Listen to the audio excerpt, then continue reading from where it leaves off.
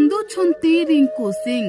ବାପା ସଂଘର୍ଷ କରିଥିଲେ ମୋ ପାଇଁ, ଏହାକୁ ମନେ ପକାଇ ଏବେ କାନ୍ଦୁଛନ୍ତି କଇଁ କଇଁ ହୋଇ ରିଙ୍କୁ ସିଂ।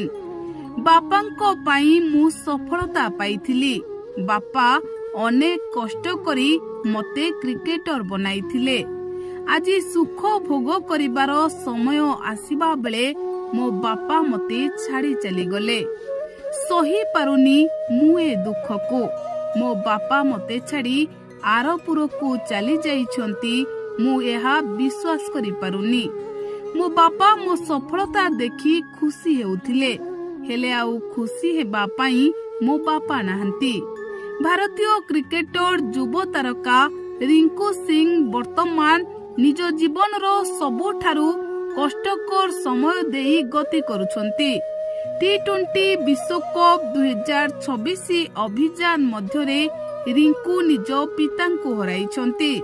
କିନ୍ତୁ ଏହି ବଡ଼ ବ୍ୟକ୍ତିଗତ କ୍ଷତି ସତ୍ତ୍ୱେ ସେ ନିଜର ସାହସ ହରାଇ ନାହାନ୍ତି ଏବଂ ଦେଶ ପାଇଁ ଖେଳିବାକୁ ନିଷ୍ପତ୍ତି ନେଇଛନ୍ତି।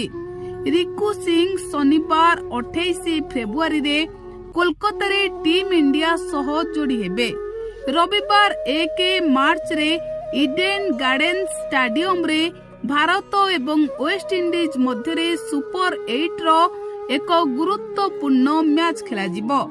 ଏହି ମ୍ୟାଚ୍ରେ ବିଜୟୀ ଦଳ ସେମିଫାଇନାଲରେ ପ୍ରବେଶ କରିବ। ତେଣୁ ଦଳର ଆବଶ୍ୟକତାକୁ ଦୃଷ୍ଟିରେ ରଖି ରିଙ୍କୁ ତୁରନ୍ତ ଫେରିବାକୁ ନିଷ୍ପତ୍ତି ନେଇଛନ୍ତି। ପିତାଙ୍କ ସ୍ୱାସ୍ଥ୍ୟାବସ୍ଥା ବିଗିଡ଼ିବା ଦେଖି ରିଙ୍କୁ ମଝିରେ ତାଙ୍କୁ ଦେଖା କରିବାକୁ ଯାଇଥିଲେ। କିନ୍ତୁ ଜିମ୍ବାୱେ ବିପକ୍ଷ ମ୍ୟାଚ୍ ପୂର୍ବରୁ ସେ ଦଳକୁ ଫେରି ଆସିଥିଲେ। ଜିମ୍ବାୱେ ବିପକ୍ଷ ମ୍ୟାଚ୍ ଶେଷ ହେବାର ମାତ୍ର କିଛି ଘଣ୍ଟା ପରେ ରିଙ୍କୁ ପିତାଙ୍କ ମୃତ୍ୟୁ ଖବର ପାଇଥିଲେ।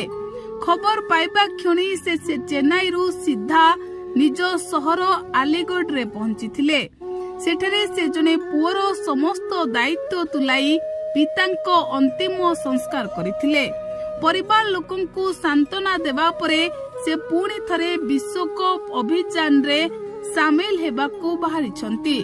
ରିଙ୍କୁଙ୍କ ଏହି ବଳିଦାନ ଏବଂ ଧୈର୍ଯ୍ୟ ଦର୍ଶାଉଛି ଯେ ଜଣେ ଖେଳାଳି ପାଇଁ ଦେଶର ପତାକା ସବୁଠାରୁ ଉପରେ।